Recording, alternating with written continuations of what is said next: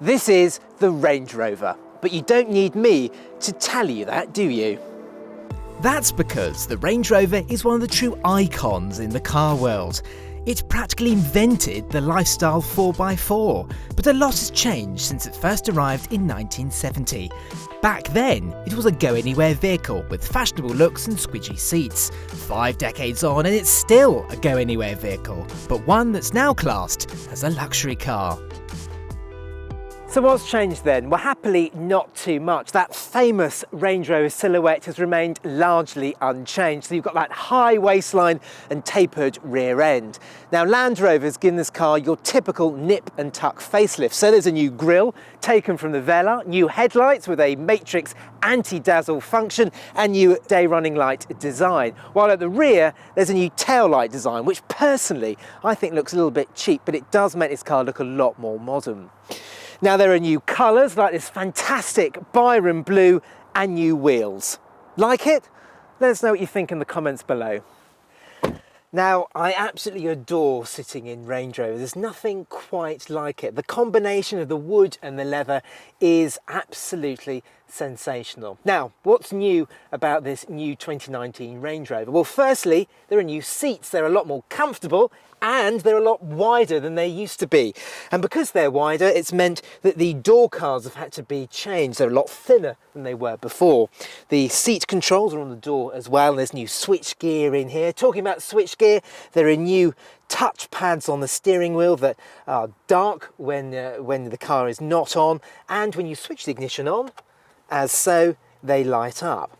Now, when you do switch the ignition on, the upper touchscreen here tilts forward and there's a new lower touchscreen here. It's the same as you find on the Range Rover Velar. It's called In Control Touch Pro Duo, and just like the Velar and lots of other Jaguar and Land Rovers these days, it works fine. The upper touchscreen is a little bit laggy, but it does seem to work and look very nice. Now down here, the old Range Rover's buttons have been replaced by this screen. Now it does work fairly intuitively. One thing I particularly like are the fact there's still physical controls down here. Now elsewhere, the storage is still very good, so there's a couple of cup holders there, good sized door bins, 2 glove boxes. So you've got the smaller one up here where the CD player sits, and a larger one down there. And under the armrest, and if you fit it, you can have a fridge, so you can keep your bottles of champagne at the perfect temperature when you're watching the horse racing. Things I don't like? Well, it's the screen, actually. Now, whilst it's fine in a Range Rover Sport and a Range Rover Velar, in the Range Rover, it tends to be too low down, so you have to take your eyes off the road to actually use it. Other things? Well, it's the key fob, actually. For this 2019 model, you get a brand new fob, and I just think it's a bit too cheap and nasty. And the other thing that's a little bit frustrating is the fact it's got a Land Rover badge on it. Now, if you've spent £110,000 on your Range Rover, you want everybody to know you drive a Range Rover, not a Land Rover. And my final gripe is the Apple CarPlay and the Android Auto. Finally, you can now order your Range Rover with it. The problem is Land Rover will charge you £200 for it. Apart from that, the Range Rover is well equipped. Vogue kicks things off and has everything you really want, with 20-inch wheels, leather trim, 20-way electric front seats, an electric backrest for the rear ones, matrix headlights, gesture tailgate, a Meridian sound system, and even a TV. Now back here, there are very few changes over the outgoing Range Rover. It's back here you really realise this is a luxury car, not just an SUV, because there are so many toys and things to play around with. More of that a little bit later on, but this does actually make for quite a good family SUV or a limousine, because there's tons and tons of space. I mean, look at the amount of knee room I've got, and the headroom is absolutely gargantuan. Now, if this isn't enough space, Range Rover will sell you a long wheelbase version with an extra 200mm in the wheelbase, and that really benefits rear seat passengers. Now, you can fit 3 people back here. There's space for a middle passenger, and because there's a flat floor back here, there's lots and lots of space. Now, there are lots of little goodies down here as well. There's climate control, as you'd expect. There are USB charging points, and there's even place for a 3-pin socket as well, which you can charge up laptops and all sorts of stuff. Now, this is the autobiography model, so you get the executive seating package as standard. Now, you can turn your 3-seat bench seat into a 2-seater just at the flick of a button. The only problem is that it takes an absolute age to do so. Look, it also wobbles around and it makes the most horrendous noise. I don't know if you can hear that, but once it's down, it is a pretty nice looking thing. And you also notice once it's down, there are a couple of buttons here and you think, what's it going to be? So you press this button and this bit slides forwards and you think, what's it going to be? Is it going to be a TV? Is it going to be another fridge? Is it going to be a vodka bar? And there's another slot and you press that back and it's just a couple of cup holders. All that drama just for a couple of cup holders. But anyway, now if this isn't fancy enough for you, you can spend between £4,000 and £7,000 on having everything back here heated. So not only the seats heated, but the armrests, the tops of the doors can be heated, even the calf, the backs of the seats here, they can be heated just to keep your calf muscles at the perfect temperature. Another thing to note is the SV autobiography model, that's the very top range model, comes with a fixed center console, so you don't have any of this electric rubbish. You just have a fixed console that goes all the way through, so it's just a 2-seater. As it's a 5-seater, because it's enormous, there's loads of boot room, 909 litres to be precise. As long as you don't go for a Range Rover with a fixed centre console in the back seats, you can fold down the rear seats, giving over 2,000 litres.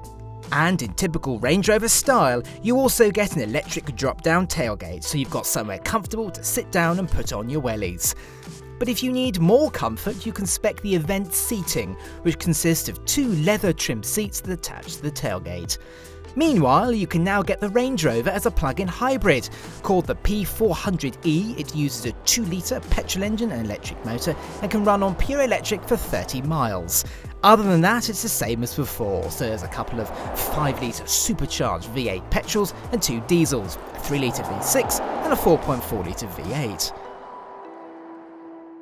Now I've got the SD V8 here and it is a lovely engine. Now whilst the TD V6 tends to blend very quietly into the background, you're always very aware of the fact that you've got 8 cylinders up front. Just when you're cruising along at 50 miles an hour, there's a little rumble in the background, and when you put your foot down, there's a nice throaty, bassy growl to this engine. And I mean, I don't know if you saw there, but the pickup of this car is great. Seeing as though this car weighs so much, this engine really does deliver. The 0 to 60 of this car is just over 6 seconds, and it really does get a shift on. Now this engine is matched up to an 8-speed automatic. It's good. It's some nice lazy gear changes. The kick down is pretty good as well. It's just a genuinely good gearbox for this engine, although you will have to be prepared to pay for it, because now whilst Land Rover do claim around 35 to the gallon for this or something like that, you're going to be looking more like 25 to the gallon. But it is the most frugal out of the V8s, because if you do want 8-cylinder power and you don't want a diesel, there is of course the 5-litre supercharged V8 petrol. It comes in 2 power outputs, and the smaller output is for the autobiography, the larger one is for the SV autobiography and the SV autobiography dynamic. And now you're going to have shares in Shell to run those cars, I can promise you. Now for this new 2019 model, you can have a plug-in hybrid. Now Ginny's already driven it. You can watch her review of the car by pressing the top right-hand corner. The engine I would go for is the TD V6. You've got more than enough power and you still get decent fuel economy. Now handling isn't one of the Range Rover's fortes. When you turn into a corner, the whole thing lollops from side to side.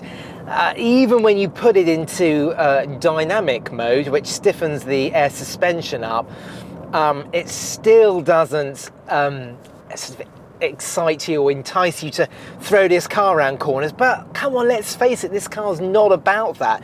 If you want something a lot more sporting, there is the Range Rover Sport. The only thing that sort of ruffles the whole refinement of this car are the wheels. Now, we've got the autobiography model here, and it comes as standard with 21-inch wheels.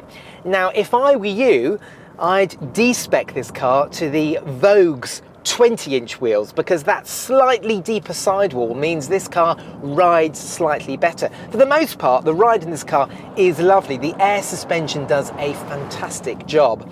But you cannot overcome the laws of physics. When a 21-inch wheel hits a pothole, you really can feel it, and it's just a minor blot on the Range Rover's character.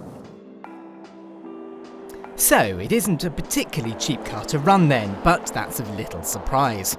Another thing you have to bear in mind is that the Range Rover doesn't have the best reputation for reliability, with many owners complaining about electrical gremlins, and Land Rover finished 16th out of 26 car makers in our 2018 Driver Power Satisfaction Survey.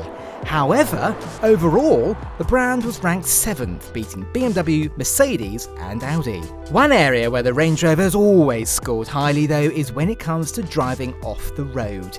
It doesn't attack, but so much smother off-road terrain and just ploughs on.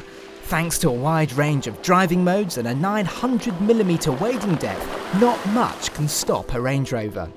And while the Range Rover has become ever more posh over the decades, its outstanding off-road ability has remained the same since the first Range Rover in 1970. And that's the thing about the Range Rover. Other 4x4s may have come along since and offer more bling and more luxury, but there's nothing quite like a Range Rover. It may have its faults and its critics, but it's one of the finest cars of its type. If you enjoyed this review, then watch my Mercedes GLS video and click our SUVs playlist. Press the Carbuyer logo to subscribe to the channel, and as ever, thanks for watching.